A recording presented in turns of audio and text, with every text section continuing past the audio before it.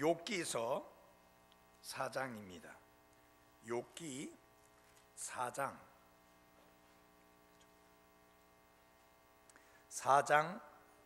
3절부터 6절까지 말씀을 봉독해 드리겠습니다.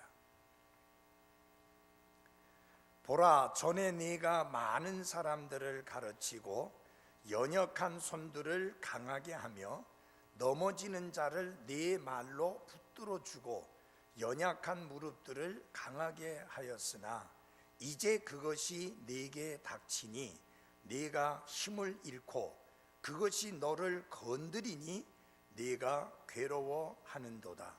이것이 네가 두려워하는 바요, 확신하는 바요, 바라는 바요, 또 네 길들의 곧바름이 아니냐. 6절까지 있는 말씀을 보았습니다. 우리 함께 큰소리로 하겠습니다. 순수한 마음으로 시작.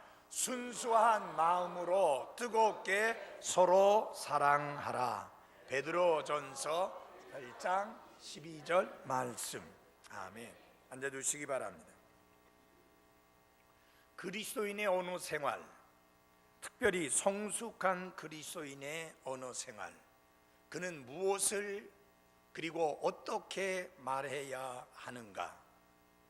첫째, 사랑 안에서 진리를 말하라. 바른 것이라고, 옳은 것이라고, 진리라고 사랑 없이 말하면 그것은 무엇이 되느냐면 폭력이 됩니다. 그리고 진리 없이 말하는 사랑은 위선입니다. 그러므로 진리를 말할 때 반드시 사랑 안에서 말해야 합니다. 그래서 그리스도인의 언어 생활, 그 첫째 하나, 사랑 안에서 진리를 말하라. 두 번째로 그리스도인의 언어 생활, 말을 하되 온유하고 겸손하게 말하라. 여러분, 건방지게 우쭐대면서 말하는 사람의 말을 들으면 기분이 상합니다. 맞는 말이긴 하지만 기분이 상해요. 그러나 온유하고 겸손하게 말하면 내 마음을 찌르는 말인데도 달게 받을 수 있고 기쁨으로 받을 수 있고 감사함으로 받을 수 있습니다. 언어의 폭력만큼 사람의 마음에 큰 상처를 주는 게 많지 않습니다. 이 육신에 생긴 상처는 치료하면 빨리 낫습니다. 근데 마음에 생긴 상처는 몇 달, 몇 년, 심지어는 평생 가는 경우가 있습니다. 폭력적인 언어 때문에 그것에 시달린 사람들이 우울증이 걸려서 평생을 고생하는 경우도 흔치 않게 있습니다. 우리 그리스도인들이 그 언어가 온유하고 겸손해야 되며 거칠고 사나워서는 안 됩니다. 그래서 그리스도인의 언어 두 번째 원칙입니다. 두 번째 원리, 온유하고 어떻게 해요? 겸손하게 말하라. 온유와 겸손은 예수 그리스도를 닮은 모습 중에 가장 두드러운 모습 중에 하나입니다. 왜냐하면 예수님께서 말씀하시기를 나는 온유하고 그 다음에 뭐라고 하셨어요? 겸손하다. 그러므로 내 멍에를 메고 내게 배우라고 말씀을 하셨습니다. 그 말씀의 의미는 온유하고 겸손하신 주님을 배우라고 하는 말인데, 행동도 물론 온유하고 겸손하게 해야 하겠지만 우리의 언어 또한 온유하고 겸손해야 하는 것입니다. 세 번째로 칭찬의 말을 아끼지 말라 하는 것입니다. 어떤 분이 책을 썼는데 그 책 제목이 뭐냐면은 칭찬은 고래도 춤추게 한다. 그런 책입니다. 읽어보지 않았지만 칭찬이 그만큼 힘이 있다라고 하는 이야기겠지요. 특별히 그리스도인들은 칭찬하는 말에 인색하지 말아야 합니다. 왜냐하면 그리스도인들이 서로 해야 할 것 중에 하나가 뭐냐면은 서로 격려하라고 그랬습니다. 이 격려한다는 말은 북돋아 준다 그런 뜻이고 박차를 가한다 그런 뜻인데, 다른 형제 자매들을 격려하는 데 있어서 큰 것 중에 하나가 뭐냐면은 칭찬의 말입니다. 그런 이야기가 있지 않습니까? 한 번 들은 칭찬은 하루 종일 며칠 동안 밥을 안 먹어도 배고픈 줄 모른다고 할 만큼 칭찬의 위력은 대단합니다. 그래서 우리 그리스도인들은 서로 칭찬의 말을 아끼지 말아야 됩니다. 아내는 남편에게, 남편은 아내에게, 부모는 자식에게, 자식은 부모에게 칭찬의 말을 아끼지 말아야 하는 것입니다. 먼저 욥의 아름다운 행위를 칭찬한 엘리바스를 한번 함께 살펴보시겠습니다. 여기 보니까 3절, 4절 두 절에 걸쳐서 엘리바스가 욥을 칭찬하고 있습니다.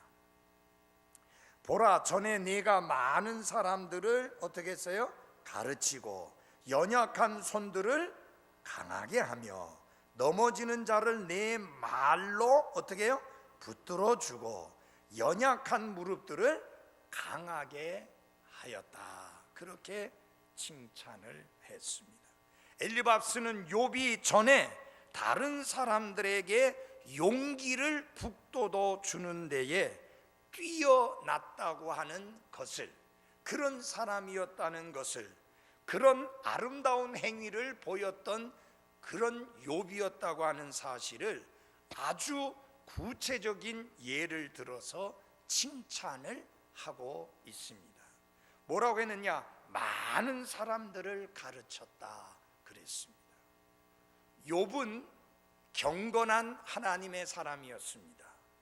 행실도 그렇고 인격도 그렇고 그의 삶의 모습도 그렇고 모든 사람들의 본이 되는 사람이었는데, 심지어 하나님께서 직접 욥의 아름다움을 칭찬하실 만큼 그는 대단한 사람이었습니다. 그렇다고 하면 그는 지도자급이었을 것이고 누구 앞에서든지 가르치는 사역을 감당하기에 충분한 사람이었던 것을 우리가 알 수가 있습니다. 그가 많은 사람들을 가르쳤다 그랬습니다.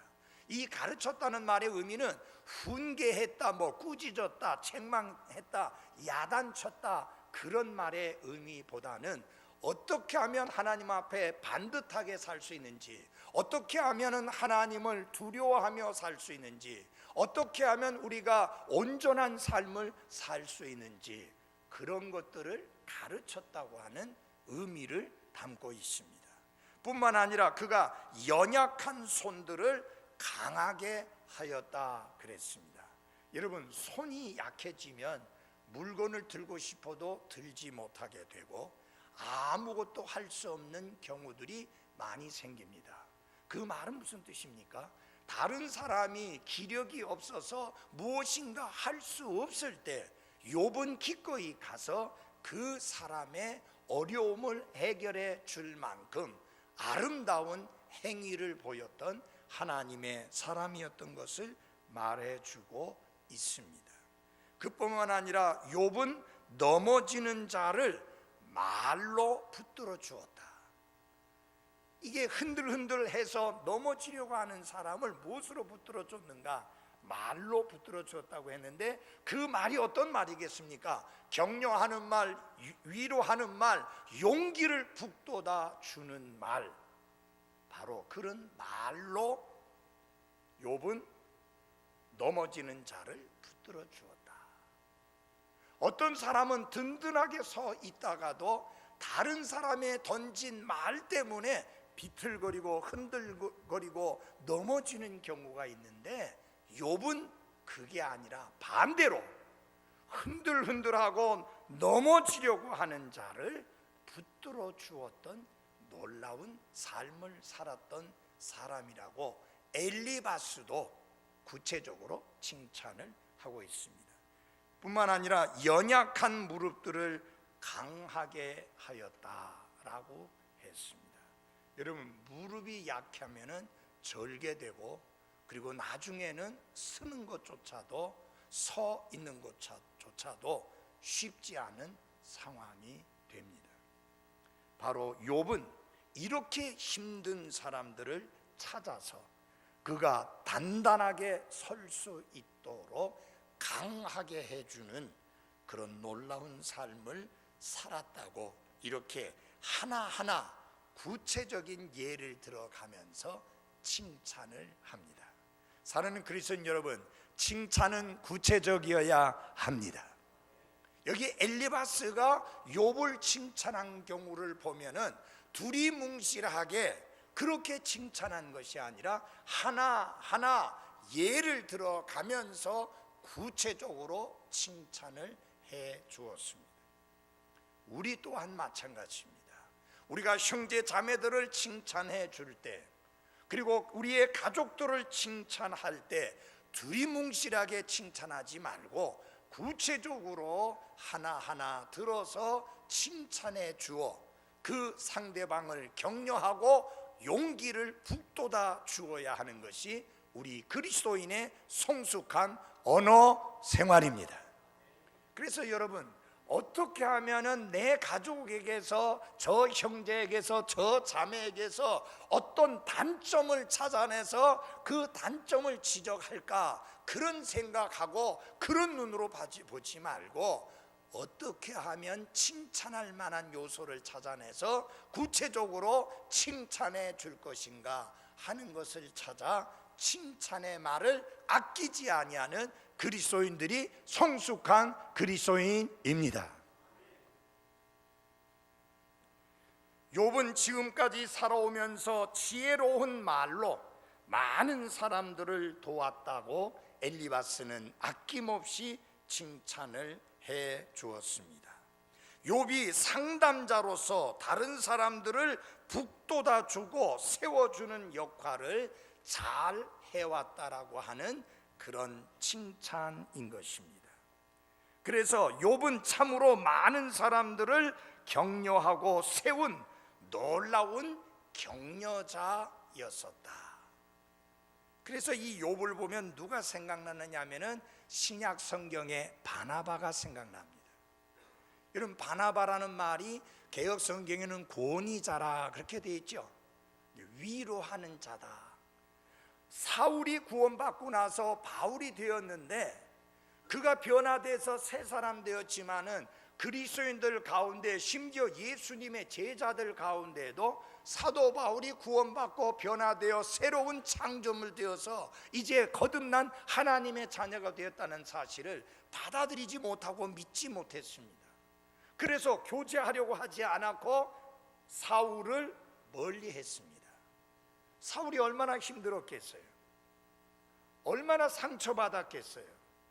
얼마나 참 마음이 아팠겠어요? 나 변화됐어요. 나 새로운 사람 되었어요. 나 이제 옛날하고 다른 사람이에요. 나 그리스도 안에서 새로운 창조물 되었어요. 나 이제 그리스도를 반대하는 자가 아니라 그리스도를 위하여 목숨을 버리기로 작정한 사람이요, 이 놀라운 그리스도의 복음을 이방인들에게 널리 선포하기 위해서 예수님이 나를 따로 구분해서 이방인을 위한 사도로 삼아주신 사람입니다 라고 외쳐댔지만 믿지 않았습니다.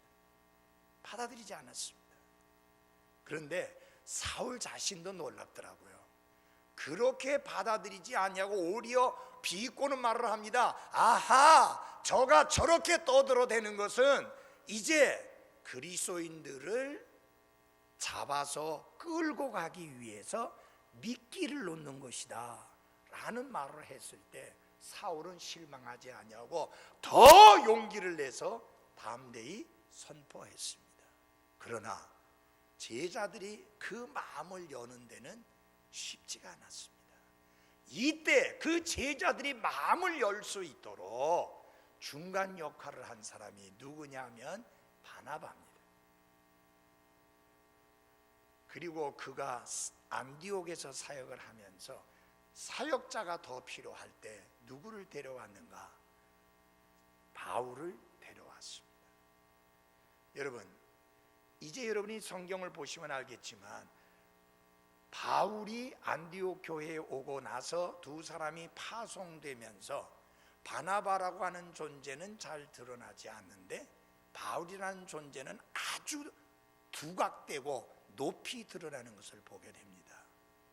그러나 바나바는 시기하거나 질투하지 않습니다. 정말 그는 진정 다른 사람을 세워주는 사람이었던 것을 볼 수 있습니다. 바로 욥이 그러한 사람이었습니다. 그래서 엘리바스는 조금도 아낌없이 그가 그렇게 훌륭한 삶을 살아왔다라고 칭찬을 하는 것입니다. 인생의 무거운 짐으로 비틀거리는 사람들을, 인생에서 무거운 타격으로 인하여 비틀거리는 사람들을 욥이 말로서 그들을 세워주고 강하게 하였다고 엘리바스는 칭찬을 아낌없이 해 주었습니다. 자, 그러니까 이런 뜻입니다. 자네는 사람들에게 해야 할 말을, 바른 말을, 가르침과 지혜의 말을 알고 있네.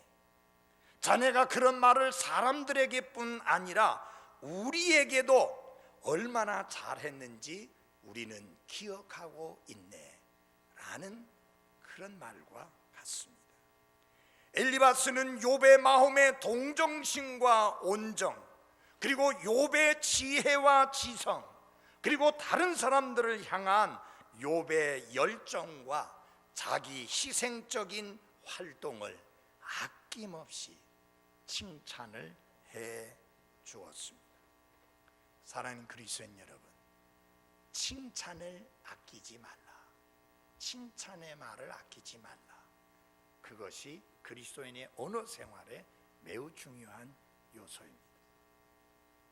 욥은 지혜로운 사람들 중에 속한 사람으로서 그 도시의 성문 위에 앉아서 사람들에게 충고도 해주고 지침도 알려주는 일종의 상담자 역할을 했던 사람이요, 그 도시의 유지와 같았던 사람이 바로 욥이었습니다. 이와 같이 나이 들고 경험이 많은 사람에게 상담을 받고 도움을 받고 하는 것은 당시의 관행이었습니다. 그래서 많은 사람들이 욥에게 도움을 청했고 욥에게 지혜의 말을 듣고 싶어 그의 말에 귀를 기울였습니다. 욥은 어떤 사람이 오든지 간에 그의 아픔과 그의 고통과 그의 슬픔을 덜어주고 위로하고 격려하기 위해서 아낌없이 자신의 시간과 삶을 투자했던 그런 사람이었습니다. 여러분들이 룻기서 4장에 보게 되면 이런 말씀이 있습니다. 한번 찾아보겠습니다. 룻기서는 앞에 있습니다. 사사기 다음에 룻기서입니다. 룻기 4장 1절 2절입니다.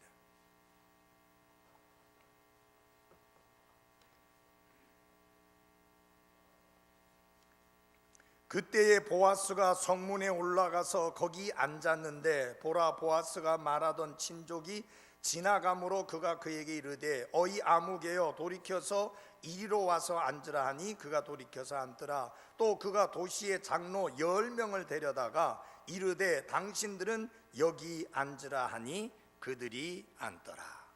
이 당시에는 성문에 앉는 것이 마을의 유지들이 했던 중요한 일이었습니다.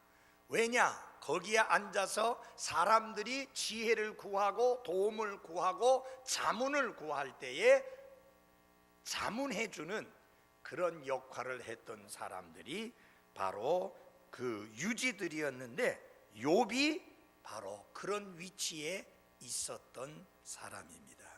당시 마을의 유지였었고 지혜로운 충고로 뛰어난 사람이었고, 욥의 충고를 듣고 많은 사람들이 도움을 받았고 많은 사람들을 크게 격려하게 된 것입니다.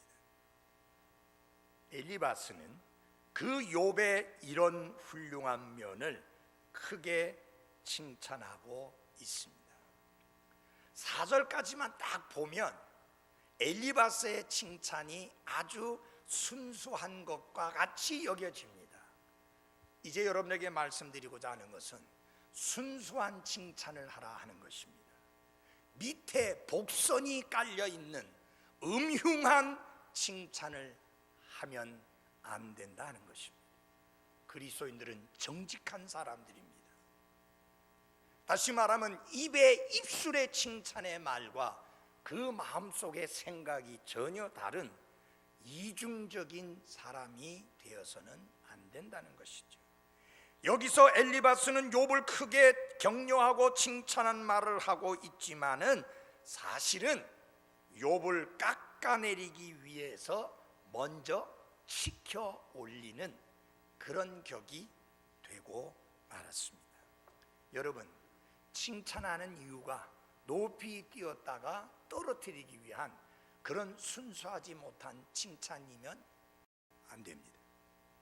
우리의 칭찬은 순수해야 합니다. 하나님의 말씀은 순수합니다. 하나님은 순수한 마음을 기뻐하십니다. 마찬가지로 우리의 칭찬도 순수해야 하는 것입니다. 우리 그리스도인들은 두 얼굴을 가지고 있어서는 안 됩니다. 이 사람하고 이야기할 때는 헤헤 하고 웃는데 이쪽에 싹 돌리는 순간에 얼굴이 달라지면 안 되죠. 맞아요? 네. 가장 가증스러운 모습, 이건 그리스도인의 모습이 아닙니다. 우리 그리스도인은 항상 순수하고 정직해야 합니다. 엘리바스는 좀 밑에 다른 게 깔려 있습니다. 먼저 욥의 아름다운 행위를 칭찬하지만 미묘한 이유가 거기에 개입되어 있습니다. 4절까지 보면 칭찬이 아주 멋들어지게 나오는데 결국 이제 5절 6절을 통해서 하는 건 뭐냐면 그게 이제 뭘로 바뀌느냐 하면은 욥을 비난하는 말로 확 바뀝니다. 그러니까 이 칭찬을 하면서 이제 결국은 무슨 의미가 있느냐, 욥아, 이제까지 내가 가르치는 일을 했고 위로하는 일을 했고 격려하는 일을 했고 누구에게 지혜의 말을 들려주고 자문을 해주는 일을 했는데, 욥아, 이제는 내가 이제 지혜의 말을 들어야 되고 내가 이제 위로를 받아야 되고 내가 이제 가르침을 받아야 되고 내가 이제 조언을 들어야 될 사람이다. 그러니까 입 꾹 다물고 내가 하는 조언을, 내가 하는 말을 잘 듣고 그렇게 반응해라 라고 하는 것이 깔려 있는 거예요. 이제 상황이 달라졌다는 겁니다. 엘리바스는 욥이 이제는 그의 조언을 받아들여야만 하며 그 자신이 다른 사람에게 베풀던 약의 처방을 이제 내가 받아야 되고 내가 그 처방을 따라서 약을 먹어야 된다라는 의미가 깔려 있는 거예요. 순수한 건가요? 아니죠. 우리 그리스도인들은 이러해서는 안 된다는 것입니다. 우리의 칭찬은 순수해야 합니다. 왜요? 우리가 순수한 하나님의 말씀을 믿는 사람이요, 순수한 마음을 기뻐하는 하나님을 섬기는 사람이기 때문에 우리는 순수해야 합니다. 어떨 때 그렇게 막 이제 말을 그냥 함부로 해놓고, 그래서 내가 너무 놀래가지고 당황해서 반응을 보이면, 아니 김 목사님은 어떻게 농담도 못해요? 그래. 저는요, 누가 무슨 말을 하든지 간에 그분이 말한 그대로 받아들이기를 원하고 그대로 믿고 싶지, 그 사람이 아 했는데 저게 어 아닐까? 그렇게 생각하고 싶은 마음이 조금도 없어요. 여러분, 제가 하는 말을 여러분 그대로 들으시죠? 그대로 받으시죠? 제가 여러분 사랑합니다. 그대로 받으세요? 뭘 사랑할까? 그러면 안 된다는 이야기예요.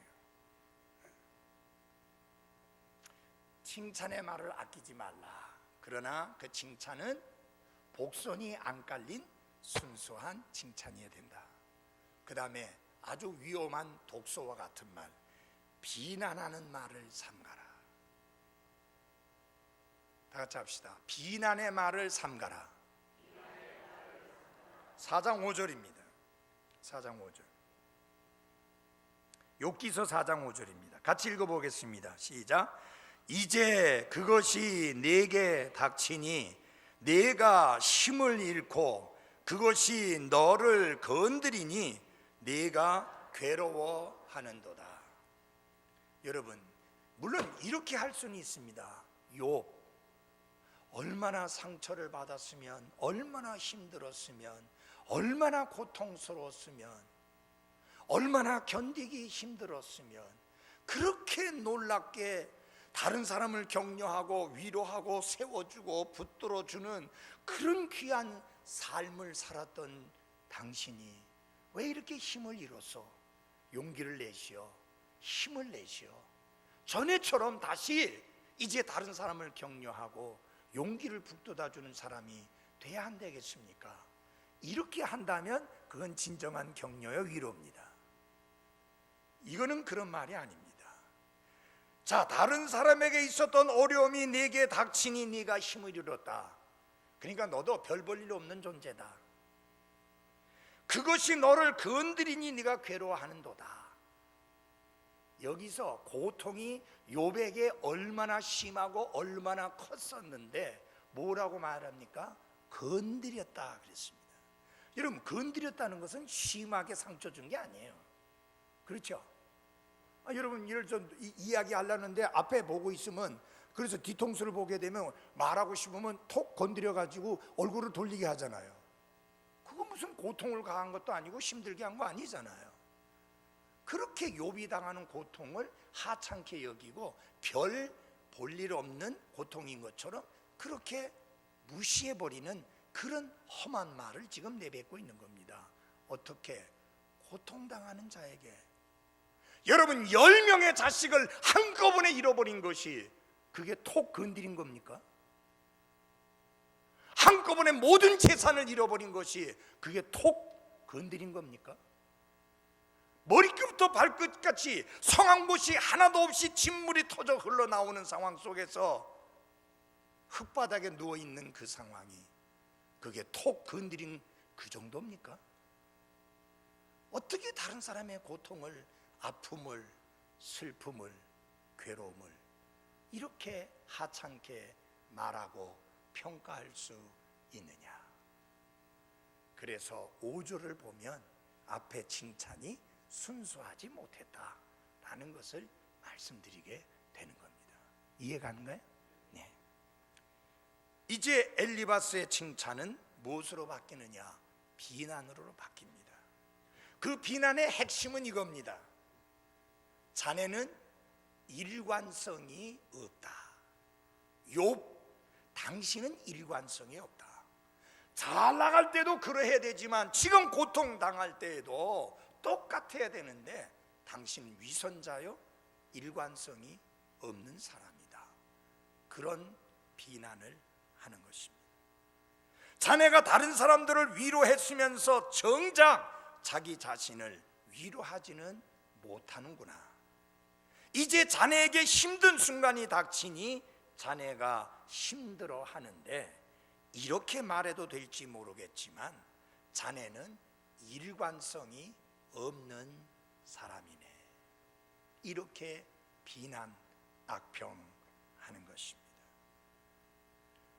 결국은 욥이 다른 사람들에게 해준 충고와 위로와 도움이 반대로 엘리바스에 의해서 욥에게 채찍으로 되돌아와서 욥의 슬픔이 더해지는 그런 상황이 돼버린 것입니다.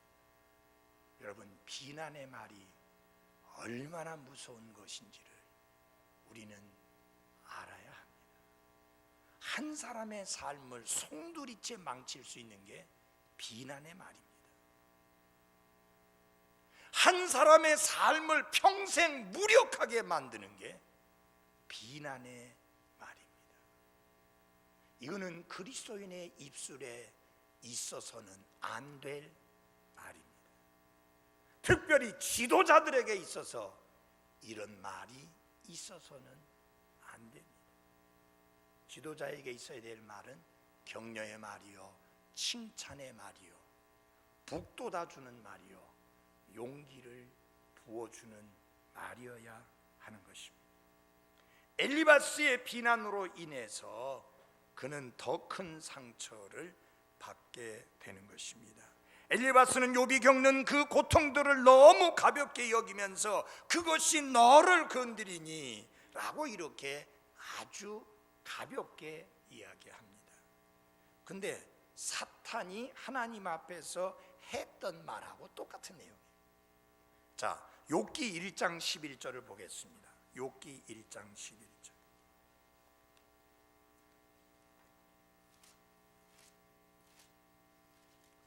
욥기 1장 11절. 그러나 이제 주의 손을 내미사 그의 모든 소유에 대소서.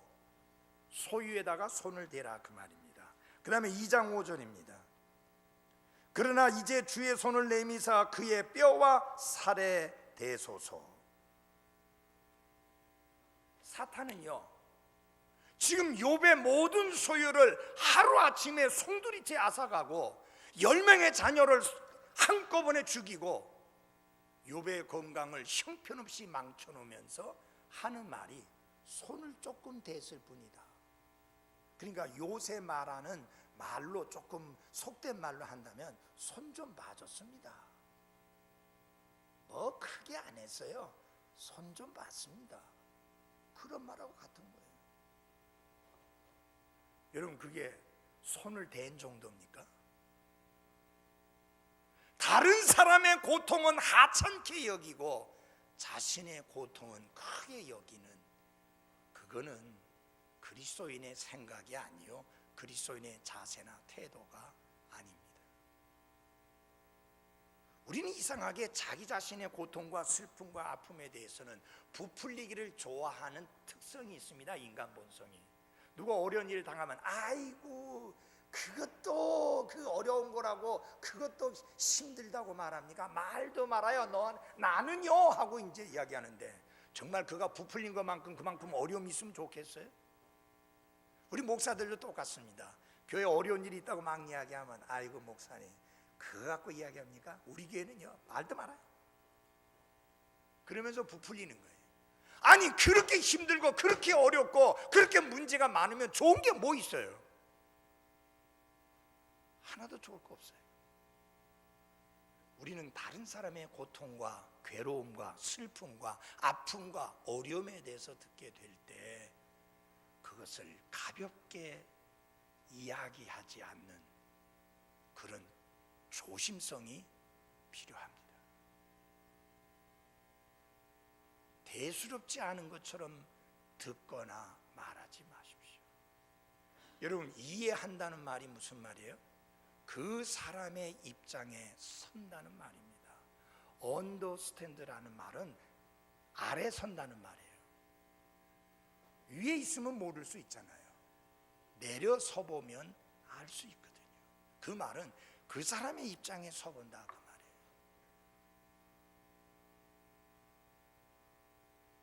그 사람의 입장에 서보면 우리 입술에서 비난의 말이 나올 수가 없는 것입니다. 그래서 무엇을 그치라? 비난의 말을 그치라. 비난하지 말라라는 것입니다. 정말 엘리바스가 욥이 겪은 고통의 반이라도 직접 겪었다면 그는 너를 건드렸다라고 말하지 않고 고통이 나를 쳤고 슬픔이 나를 쳤고 그것이 나에게 상처를 내어서 괴롭게 한다라고 고백했을 것입니다. 욥이 당하는 고난을 고통을 직접 겪어보지 못했기 때문에 마치 욥이 별난 것처럼 함부로 말하는 비난을 하게 되는 것입니다. 자, 고통이 너를 건드릴 뿐인데도 너는 그것조차도 견디지 못하고 나를 건드리지 말라고 짜증을 내고 있으니 일관성이 없구나 라고 비난하는 것입니다. 엘리바스는 이렇게 지적을 하는 겁니다. 내가 다른 사람들을 가르쳤는데 이제 너에게 어려운 일이 닥친다고 하여 절망하면 어떻게 하느냐? 네가 했던 충고에 대해서 너는 왜 주의를 기울이지 않느냐? 남을 가르치던 네가 왜 정작 네 자신은 가르치지 못하느냐? 이번에는 너에게 어려움이 닥치니 죽고 싶다고 그렇게 말해서야 되겠느냐? 왜 이렇게 일관성이 없느냐? 이 위선자야. 그런 식의 비난입니다. 우리는 엘리바스의 비난이 얼마나 잔인한 것인지를 쉽게 확인할 수 있습니다. 욥이 당한 상처를 볼 때 엘리바스의 비난이 얼마나 잔인한지를 우리는 이해할 수가 있는 것입니다. 사랑하는 그리스도인 여러분, 우리가 멀리하고 피해야 할 것이 있다면 바로 그것은 비난의 말입니다. 다 같이 고린도전서를 찾아주십시오. 고린도전서 4장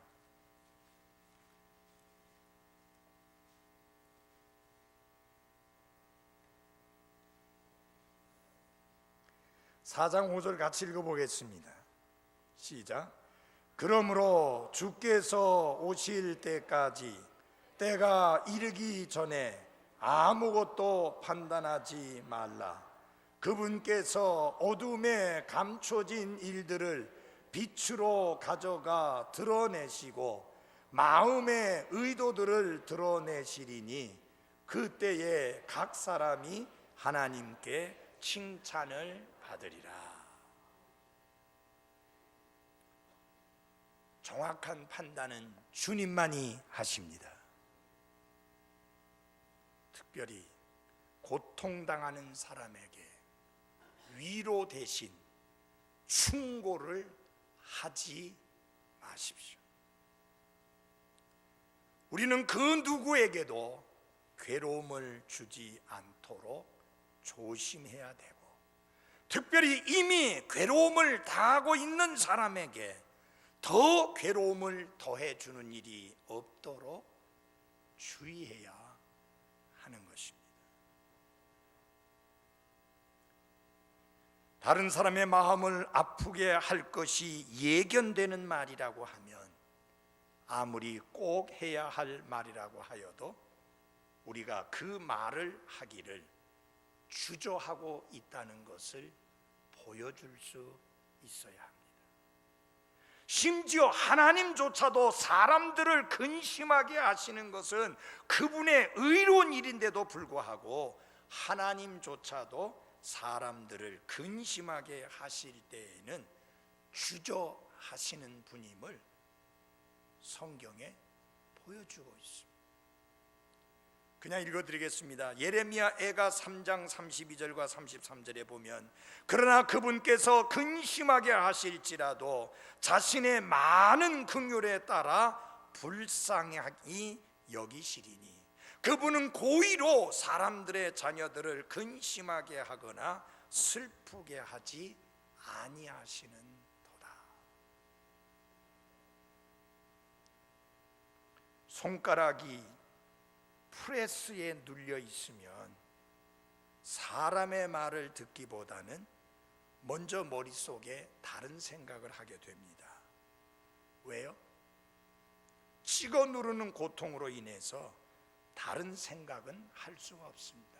오직 한 가지, 어떻게 하면 이 손을 빨리 빼내서 고통에서 벗어날 수 있는가. 지금 욥은 너무나 슬프고 너무나 큰 고통에 처해 있어서 무슨 신학적인 논리를 논의할 그럴 여지가 아닙니다. 이제 여러분, 욥에게는 위로가 필요했고 누군가 이해해 줄 사람이 필요했고 누군가 그의 고통을 덜어줄 사람이 필요했습니다. 마찬가지로 오늘날 힘들고 어렵고 고통당하는 형제 자매들, 그들에게 필요한 것은 위로요, 이해하는 것이요, 고통을 덜어줄 사람이 필요합니다. 고통당하는 사람에게 다가가서 자신이 하는 충고를 따르라고 하는 것보다 더 잔인함이 있겠습니까? 위로를 하는 대신에 충고를 하고 있다니. 어떤 분이 이렇게 이야기했습니다. 이것이 근본주의자들, 근본주의 독립침례교회 사람들의 특징이다. 왜?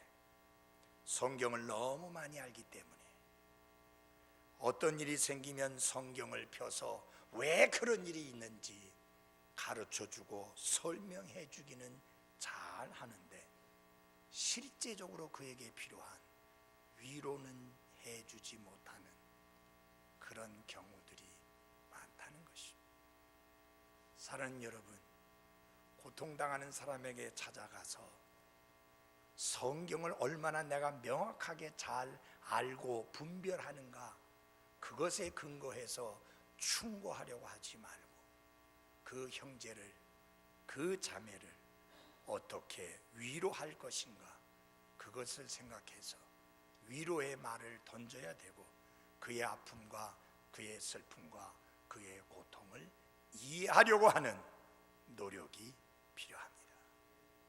그러므로 사랑하는 여러분, 우리가 피해야 될 것이 뭐예요? 비난의 말입니다. 여러분이 아무리 그 성경을 잘 알고 계시더라도요, 천편일률적으로 적용하면 안 돼요. 하나님은 죄를 짓고 하나님께 회개하지 않고 고집스럽게 살아가는 사람을 징계하는 거 사실입니다. 악을 행하는 자에게 환난이 따라오는 거 사실입니다. 지금 엘리바스가 하는 말이 이겁니다. 우리가 전에 악을 행해 보니까 하나님이 징계하셔서 우리가 많은 고통을 당했다. 전에 제가 말씀드렸죠. 엘리바스는 자기가 보고 자기가 경험한 것에 근거해서 지금 욥에게 말하고 있다고. 자기가 경험해 봤으니 너 또한, 욥 당신 또한 죄를 지어서 그런 일이 있는 것인데 왜 하나님 원망하냐, 왜 내가 뭐 세상에 왜 태어났느냐 생일하고 욕하냐, 이렇게 천편일률적으로 모든 고통이 죄 때문에 오는 것으로 몰아가는 그런 비난을 하는 것입니다. 여러분, 다음 시간에 말씀드리겠지만 고통이 있는 이유는 세 가지입니다. 맞아요. 우리가 하나님께 불순종하고 거역하고 돌이키지 않을 때 하나님의 징계에 의해서 고통당할 수 있습니다. 두 번째, 인간이기 때문에 있는 일이에요. 그래서 우리가 고통을 당해요. 이 땅에 있는 동안에는요, 허리도 아프고 다리도 아프고 무릎도 아프고 배도 아프고 머리도 아프고 아무런 이유 없이 인간이라는 이유 때문에, 늙기 때문에 약하고 병들게 되는 거예요. 그걸 죄로 몰아가면 안 돼요. 세 번째로, 하나님께서 시련을 통해서 우리를 더 강하게 하도록 하기 위해서 삶의 고통을 허락하실 때가 있습니다. 근데 지금 엘리바스는 뭐냐? 천편일률적으로 내가 살아보니, 내가 경험해보니, 내가 지켜보니 고통당하는 사람 보니까 다 죄 지어서 그렇더라. 그러니까 너도 죄를 지어서 그렇다라고 이렇게 비난하는 것입니다. 그러나 욥은 그런 게 없어요. 심지어 하나님께서도 완전하고 곧바르며 하나님을 두려워하고 악을 멀리하는 자라고 칭찬 일색의 말씀만 하셨지, 욥이 죄를 지었다든지 잘못 행했다든지 그릇 행했다는 말씀을 하나님 한마디도 안 하셨어요. 그래서 사랑하는 그리스도인 여러분, 이제 중요한 것은 우리 입술의 말로 다른 사람을 세워주고 붙들어주고 격려하여 그가 용기를 낼 수 있도록 하는 것이 그리스도인의 언어여야만 한다. 우리는 말을 안 하고 살 수 없습니다. 말을 하고 삽니다. 근데 그 말이 세워주는 말이냐, build up 하는 세워주는 말이냐, 아니면 무너뜨리는 tear down, 무너뜨리는 말이냐. 칭찬의 말은 세워주는 말이지만 비난의 말은 무너뜨리는 말입니다. 하나는 멀리 해야 될 말이고 하나는 가까이 해야 될 말이고, 그런 말을 할 때조차도 우리는 온유하고 겸손하게 해야 되고 사랑 안에서 진리를 말해야 합니다. 자, 이제 우리 그리스도인의 언어 생활 정리됐죠? 기도하겠습니다.